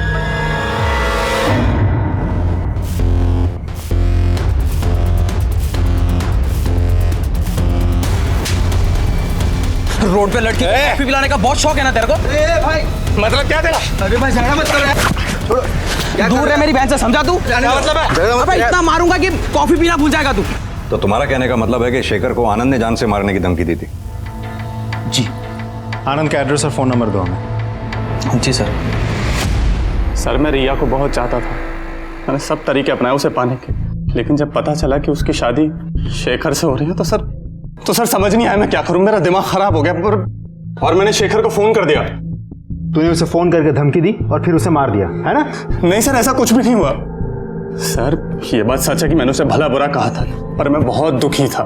फिर घर वालों ने समझाया कि लड़की के चक्कर में अपनी जिंदगी खराब मत करो। मैंने कोलकाता में जॉब के लिए अप्लाई किया, सर उसके बाद मैंने कोलकाता में नौकरी कर ली, मैं वहाँ चला गया। सिर्फ 1 हफ्ते के लिए मैं भुवनेश्वर आया हूँ और सर कल वापस जाने वाला हूँ। जाने वाला हूं नहीं, जाने वाला था, क्योंकि तू यहाँ छुट्टी पे नहीं शेखर को मारने यहाँ आया था। तू पकड़ा गया और अब तू हमारा मेहमान बन के रहे। सर मैं सच बोल रहा हूँ, मैंने कुछ नहीं किया। झूठ बोल रहा है तू? भरोसा करिए, कोई गलतफहमी हो रही है आपको, मैंने सच में किसी को नहीं मारा। इसको बैठा के रखो सर, इसके कॉल रिकॉर्ड्स और फोन की लोकेशन निकालो। सर सर सर सर गलतफहमी हुई है आपको सर, मैंने किसी को नहीं मारा। सर आप जिस कुरियर की बात कर रहे हैं वो कुरियर किसी आर के शर्मा ने भेजा था। श्योर आर के शर्मा ने भेजा था? ठीक से चेक किया? यस सर, आर के शर्मा ने 15 फरवरी को हमारे भिलाई ब्रांच से कुरियर भेजा था और हमें यहाँ पर भुवनेश्वर में 17 फरवरी को कुरियर मिला था। जब आपको कुरियर 17 फरवरी को ही मिला था तो आपने डिलीवरी 20 फरवरी को क्यों किया? एक्चुअली सर हमने 17 फरवरी को कुरियर डिलीवरी के लिए भेजा था, लेकिन वो घर बंद था इसलिए कुरियर वापस आ गया। और सर रिकॉर्ड के हिसाब से देवाशीष उपाध्याय ने वो पार्सल लिया था। ये देखिए सर। अगर आपको इस बारे में कोई भी एडिशनल इन्फॉर्मेशन मिलती है तो आप मुझे तुरंत कांटेक्ट कीजिए, मेरा नंबर लिखिए। कब तक रिया से हम इस बात को छुपाएंगे? जब भी उसे मिलने अंदर जाती हूँ बस एक ही सवाल, शेखर कैसा है, दादी कैसी है? अब तो उसे मिलने से मुझे डर लगने लगा है। छुपाना पड़ेगा बहन जी। ये बात सुनकर रिया की हालत और खराब हो जाएगी। बेटे को खो चुकी हूँ, बहू को नहीं खोना चाहती। एक बार वो खतरे से बाहर आ जाए फिर उसे बता देंगे।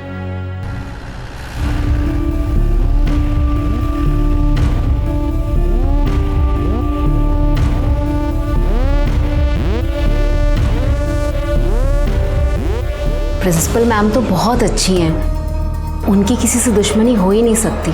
सब लोग उन्हें पसंद करते हैं, उनको नुकसान पहुंचाने का तो कोई सपने में भी नहीं सोच सकता। वो है ही इतनी अच्छी।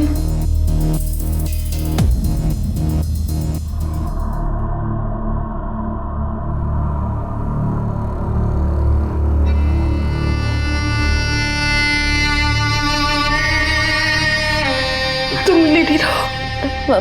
मम्मी, शेखर कैसे? चुप तो नहीं है सना? प्लीज सच बताइए, मेरा जी घबरा रहा। बेटा वो पहले से काफी अच्छा है, यही साथ वाले आईसीयू में। अब दादी वो भी ठीक है। मम्मी मुझे शेखर से मिल,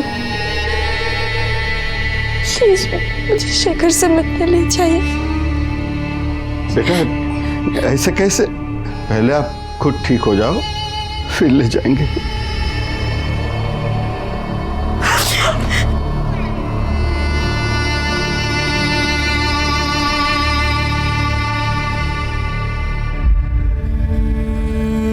मेरी बहू रिया, उसकी सुहाग की मेहंदी अस्पताल में उतर रही थी। जब उसे पता चलेगा कि उसका सुहाग नहीं रहा तो आज के बाद न वो उसे छू पाएगी, न देख पाएगी, न सुन पाएगी, तो उसका क्या हाल होगा।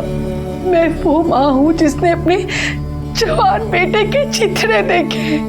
वो मंजर हमेशा मेरी आंखों के सामने घूमता रहता है, कलेजा मुंह को आता है, दिल फट पड़ता है। पर ऐसी कोई बात, ऐसी कोई वजह नहीं मिलती कि मैं अपने दिल को तसल्ली दे सकूं। मेरे दिल को तब शांति मिलेगी जब उस इंसान को फांसी पे लटकाया जाएगा जिसने मेरे बच्चे की ये हालत की, मेरा परिवार उजाड़ दिया।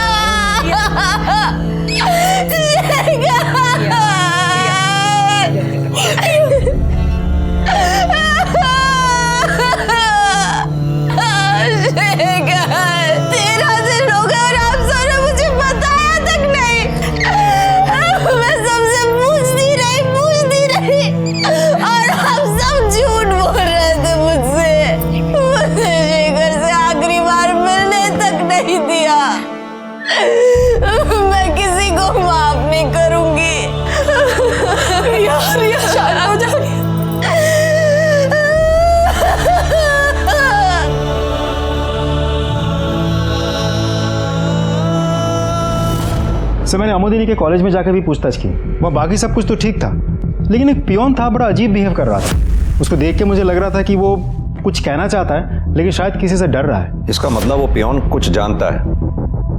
एक काम करता हूँ, कल मैं इस पियोन से एक बार मिल लेता हूँ। सर न्यूज़ देखिए। लगाओ। ये उस नवविवाहिता का दर्द, उसकी चीखें हैं, जिसको आज तक पता ही नहीं था कि उसका पति मर चुका है। बॉम्ब ब्लास्ट में उसके चिथड़े उड़ गए थे। इसकी चीखें सुनकर भगवान को भी रोना आ सकता है। तो क्या पुलिस को इसकी हालत दिखाई नहीं देती? इसका दर्द से भरा और इंसाफ की गुहार लगाता चेहरा दिखता है। तो पुलिस की भूमिका पर इसके परिवार का क्या कहना है? आइए बात करते हैं। सर, आपको क्या लगता है, पुलिस और प्रशासन कुछ नहीं कर रहा है? अब हम क्या बताएं? जब भी सवाल करते बस एक ही जवाब मिलता है, जांच पड़ताल चालू है, जांच पड़ताल चालू है। वो शायद अपराधी को ढूंढना ही नहीं चाहते, बस वो तो बस अपनी जांच से संतुष्ट।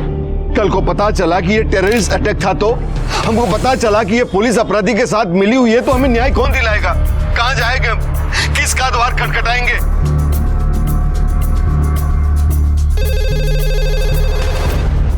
Hello, Jain sir. हाँ सर, अभी देखा सर। हम अपनी तरफ से पूरी कोशिश कर रहे हैं sir. Okay sir. Jain sir.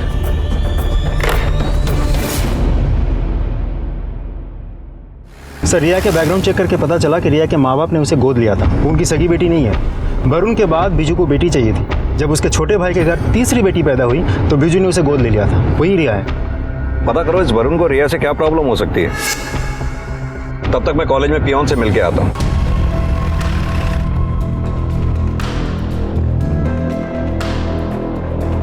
आ जाओ, डरो नहीं। कुछ बताना चाहते थे हमें तुम? यहाँ कोई है भी नहीं। जो भी कुछ कहना चाहते हो साफ साफ कहो। साहब, प्रोफेसर सुनील पांडा प्रिंसिपल मैडम को पसंद नहीं करते। क्यों? क्योंकि उनको ऐसा लगता है कि प्रिंसिपल मैडम ने उनकी तरक्की छीन ली है। Good morning everyone. Good morning.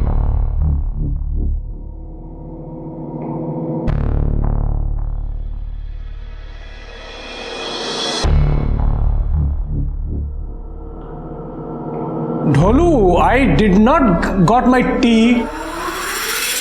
गलती हो गई सर, अभी देता हूं।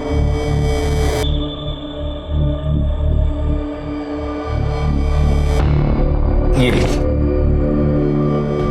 पंडा sir, it's I didn't get tea, not got the tea. Hey you Mr. Shastri, mind your own business. I am bigger than you. Postgraduate, double post. I know local language. मैं अपनी मातृभाषा जानता हूँ। मैं अपनी मातृभाषा में लेटर लिख सकता हूँ। इस बात का गर्व है मुझे। आप लिख सकते हैं क्या? Shameful, poor guy.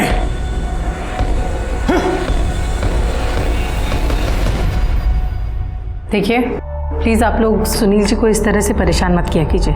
वैसे भी वो इस बात से ज़्यादा परेशान है कि उनकी जगह मैं प्रिंसिपल बन गई हूँ। So please. आप कॉलेज के ट्रस्टी हैं। मुझे लगा था कि आप मुझे सपोर्ट करेंगे, लेकिन नहीं। आपके होते हुए मेरी प्रिंसिपल की सीट उस अमोदिनी को मिल गई। नहीं, एक सेकंड। आपका मतलब क्या है? आपका मतलब क्या है कि वो मुझसे बेटर है, मुझसे सीनियर है? आप कहना क्या चाहते हैं? I am better talented, my English okay, I show you. मैं भी देखता हूं ये अमोदिनी कितने दिन मेरी सीट पे बैठती है।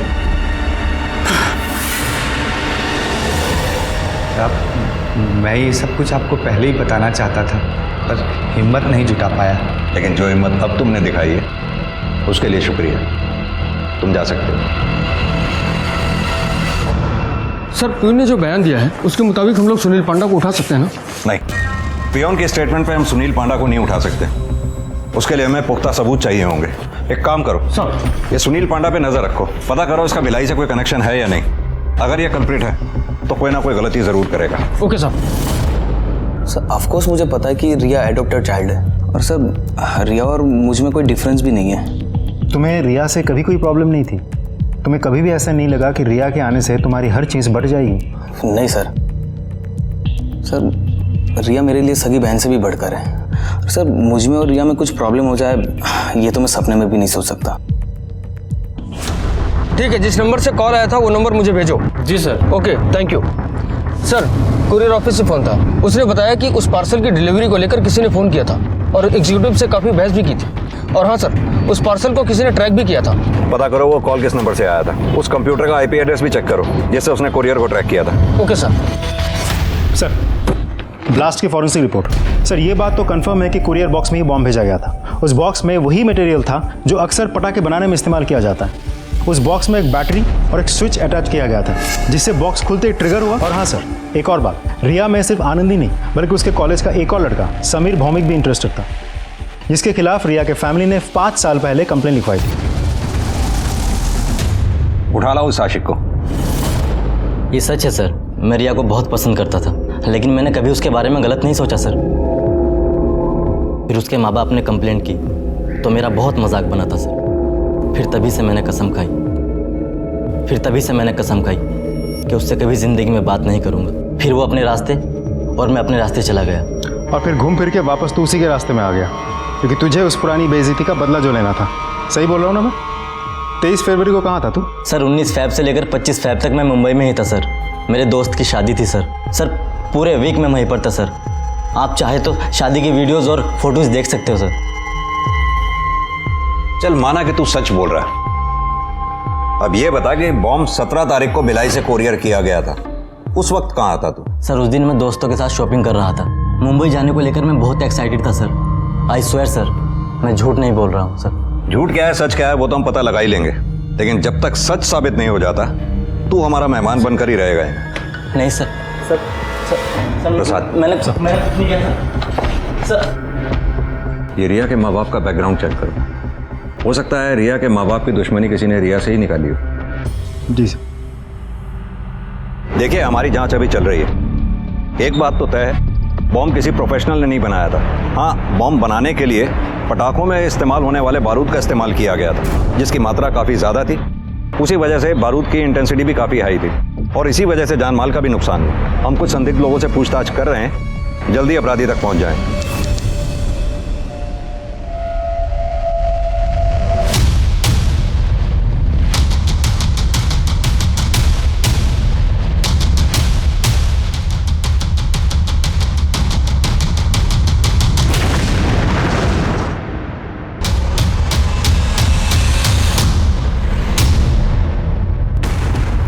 यस सर, ये हमारे सेंटर का ही रिसीट है।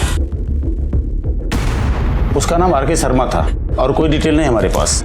सर हमारे यहाँ तो दिन में 50 लोग आते हैं, हम सबकी पहचान नहीं रख सकते। आपके यहाँ सीसीटीवी नहीं है? और स्कैनर? स्कैनर? अगर आपके पास स्कैनर होता तो आप देख पाते कि आप किसी के घर पर बम डिलीवर कर रहे हैं। आपको पता, आपकी लापरवाही की वजह से 2 लोगों की जान गई है। अब आपकी कंपनी के खिलाफ भी कंप्लेन होगा।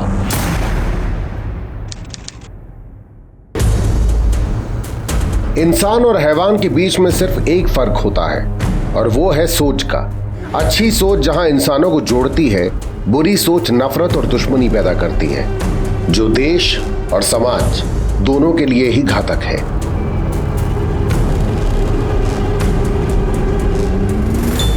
सर, हमने उपाध्याय फैमिली के दोस्त और रिश्तेदारों से जाकर भी पूछताछ की, लेकिन हमें ऐसा कुछ भी नहीं मिला जिससे यह साबित हो सके कि इस बॉम्ब ब्लास्ट में उन लोगों में से किसी का हाथ हो सकता है। दोनों के कॉलेजेस में पता किया? जी सर, देवाशीष उपाध्याय के कॉलेज में जाके पूछताछ करके भी हमें खास कुछ पता नहीं चला। सिर्फ इतना पता चला कि वो बहुत ही शांत स्वभाव के इंसान है और अपने काम से काम रखने वाला इंसान है। और अमोदिनी के कॉलेज में इंक्वायरी अभी चल रही है। सर समीर सच बोल रहा है। 19 से 25 तारीख तक वो मुंबई में ही था और उसकी मोबाइल लोकेशन के मुताबिक वो 17 तारीख को भिलाई नहीं गया और उसकी कॉल रिकॉर्ड्स में सर कोई संदिग्ध नंबर भी नहीं मिला है। ठीक है, छोड़ दो उसे।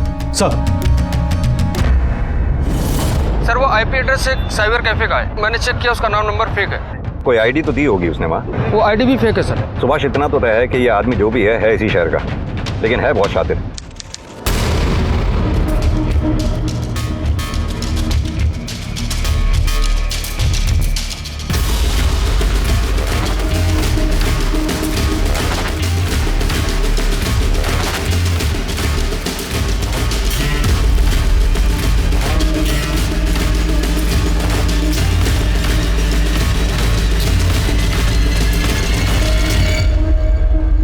भाई एक काम करो ना। क्या? ये जो पार्सल है ना वो सामने कोरियर कंपनी में दे आओ। अब मुझे थोड़ा सा काम है, मैं तुम्हें यहीं मिलूंगा। नहीं साहब, ये सब काम मुझे नहीं आते। अरे भाई इसमें मुश्किल क्या है? पकड़ो, ये पकड़ो ना, ये पकड़ो पकड़ो। और ये सुनो, ये पार्सल दो और तुम ये 300 रुपये उनके पकड़ लो और ये तुम्हारे लिए। ठीक है? ठीक है ठीक है। और मैं अपना काम निपटा के 10 मिनट बाद मैं यही तुमको मिलता हूँ। 600 ग्राम।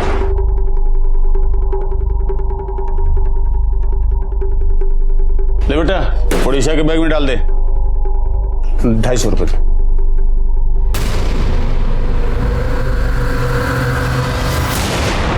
सर मैंने पूछताछ की तो 16 फरवरी को सुनील पांडा कॉलेज गया, अपनी क्लास ली और हमेशा की तरह टाइम पर कॉलेज से निकल गया। कॉल रिकॉर्ड्स के मुताबिक 17-18 फरवरी को उसका फोन स्विच ऑफ था। ये 2 दिन सैटरडे संडे की वजह से कॉलेज की छुट्टी भी थी। उसके बाद सीधा मंडे को उसका फोन ऑन हुआ। सर मैंने वरुण से और उसके घर के आस पड़ोस में जाके पूछताछ की, लेकिन हमें ऐसा कुछ भी नहीं मिला जिससे ये साबित हो सके कि वरुण के साथ रिया की कभी भी कोई भी प्रॉब्लम थी। सर ये एनवल पुलिस स्टेशन के बाहर मिला था, आपका नाम लिखा हुआ था, मैंने उठा लिया।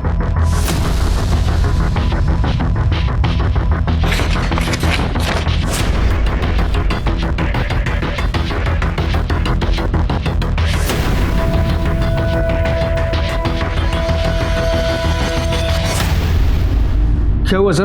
क्या लिखा है? किसने भेजा सर? कहना क्या चाहता है? ये कहना चाहता है कि ये एक लव स्टोरी थी जिसमें विश्वासघात हुआ और ये धमाका उसी विश्वासघात का अंजाम है। ये जो भी है हमें गुमराह करना चाहता है। सर इसमें लास्ट लाइन में लिखा है कि निर्दोष लोगों को परेशान ना किया जाए। कहीं ये उनमें से तो नहीं है जिन लोगों से हमने पूछताछ की थी? पॉसिबल है सर। ये देखिए सर, आपने इन दोनों शब्दों पर ध्यान दिया, प्रोजेक्ट और अंडरटेकिंग।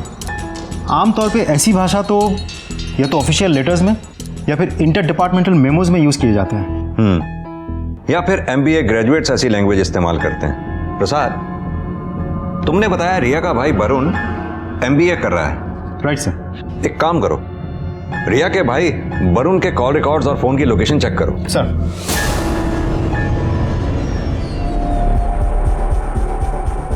सर एक कमाल की इन्फॉर्मेशन हाथ लेके। इस केस में एक नहीं बल्कि 2 MBA है। दूसरे ने तो डिस्टेंस लर्निंग इंस्टीट्यूट से मैनेजमेंट में डिप्लोमा किया है। दूसरा कौन है? सर सुनील पांडा, अमोदिनी के कॉलेज के सीनियर प्रोफेसर।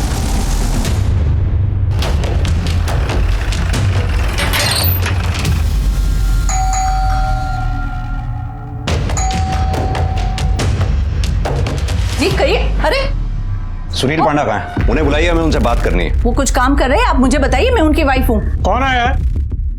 क्या हुआ इंस्पेक्टर साहब? आपको हमारे साथ थाने चलना होगा। क्या हुआ है? क्या किया इन्होंने? ये शेखर और तारिणी उपाध्याय के मर्डर में सस्पेक्ट हैं। ये क्या बकवास है? मुझे झूठे इल्जाम में क्यों फंसाया जा रहा है? पहले आप ये बताइए आपका कंप्यूटर कहाँ पर है? कंप्यूटर? अजीब जबरदस्ती है। आप पुलिस वाले हैं, इसका मतलब ये तो नहीं किसी भी शरीफ के घर में आके आप उसे परेशान करें। मेरा भाई हाई कोर्ट में वकील है, 2 मिनट के अंदर मैं आप लोगों की वर्दी उतरवा दूंगी। देखिए मैडम, आपसे जितना पूछा जाए उतना ही जवाब दीजिए। कहाँ है कंप्यूटर? स्टडी रूम में।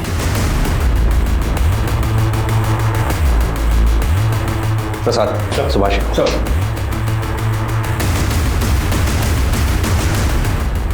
मैं कह रहा हूं आप लोगों को गलतफहमी हुई है। मिल गया सब कुछ? सर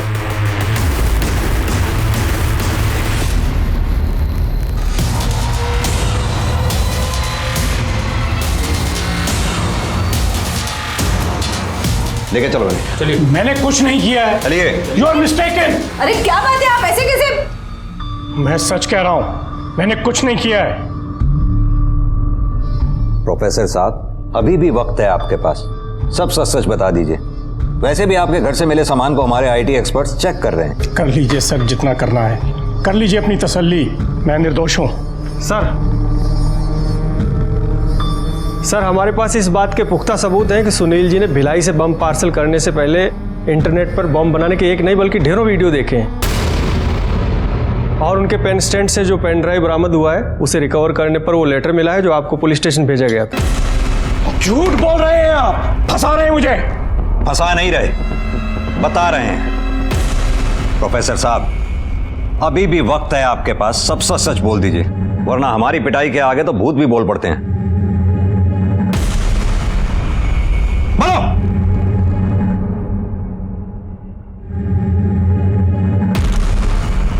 हाँ, मैंने ही वो बॉम्ब बनाया है। मैंने ही उसे पार्सल बना के अमोदिनी के घर पे भेजा, बदला लेने के लिए।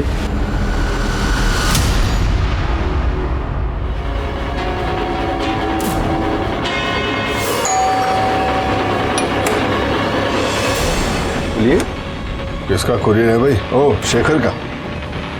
माँ, कुरियर आया है शेखर के लिए, जब आए तो दे देना। मैं अमोदिनी के पूरे परिवार को मार देना चाहता था। मैं अमोदिनी को मार देना चाहता था। उसने मेरी प्रिंसिपल की पोस्ट मुझसे छीन ली, जिसपे सिर्फ और सिर्फ मेरा हक था। सिर्फ मेरा हक, सिर्फ मेरा हक। प्रसाद सर, प्रोफेसर साहब के खिलाफ चार्जशीट दायर करो।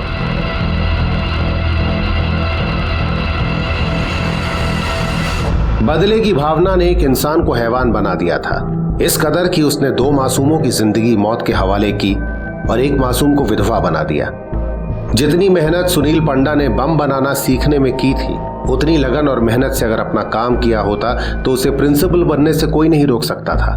पर खुद के बेहतर होने की गलतफहमी और ईर्ष्या ने उसे अपराधी बना दिया और उसने खुद को सांत्वना देने के लिए जुर्म का रास्ता अपनाया, जिसमें एक परिवार तबाह हो गया। मैंने ये मुकाम अपनी मेहनत से पाया था, लेकिन आज इस मुकाम से मुझे नफरत हो रही है, क्योंकि इसने मेरा परिवार उजाड़ दिया। अगर मुझे जरा सा भी अंदाजा होता प्रिंसिपल की कुर्सी के लिए सुनील इतना आहत है, तो मैं ये कुर्सी छोड़ देती। अरे कुर्सी क्या, मैं नौकरी छोड़ देती। मेरे बेटे, मेरी सास की जिंदगी, मेरे बहू के भविष्य से बढ़कर मेरे लिए कुछ नहीं था इस संसार में। मेरा संसार उजड़ गया। शायद मैं ये नौकरी भी ना कर पाऊं, क्योंकि मुझे ये हर पल याद दिलाएगी कि इसकी वजह से एक पागल इंसान ने मेरी दुनिया उजाड़ दी।